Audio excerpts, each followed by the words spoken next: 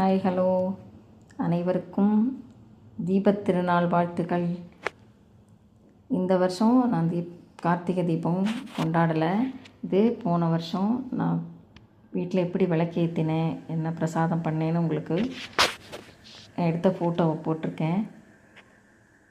இப்போது சுவாமிக்கு முன்னாடி மாக்கோலம் போட்டு அதில் பலகாயெல்லாம் போட்டு அதில் விளக்கெல்லாம் நிறைய எண்ணெய் விட்டு குத்து விளக்கு, அகல் விளக்கு எல்லாமே வச்சு அலங்காரம் பண்ணி சுவாமிக்கிட்ட வச்சு, அதுக்கப்புறம் அவல் பொரி, நெல் பொரி வாங்கி அதுக்கு பாகு செலுத்தி, இந்த மாதிரி 4 சின்ன சின்ன கூம்பு மாதிரி பார்ப்பேன். அது என்னன்னாக்க அந்த திருவண்ணாமலை தீபத்தை மனசில் வச்சு அந்த பருப்பு தேங்காய்னு சொல்லுவோம், அதை அந்த கூம்பு வடிவத்தில் ஒரு 4 பிடிச்சி வைப்போம். அவல் பொரியில் 2, நெல் பொரியில் 2.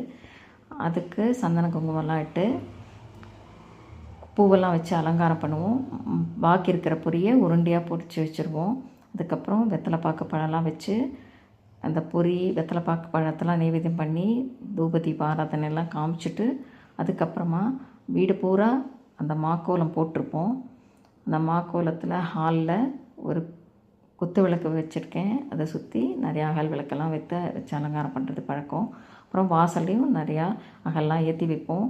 இதே மாதிரி நீங்கள் எப்படி உங்கள் வீட்டில் கொண்டாடுவீங்கன்னு எனக்கு கமெண்ட்டில் சொல்லுங்க.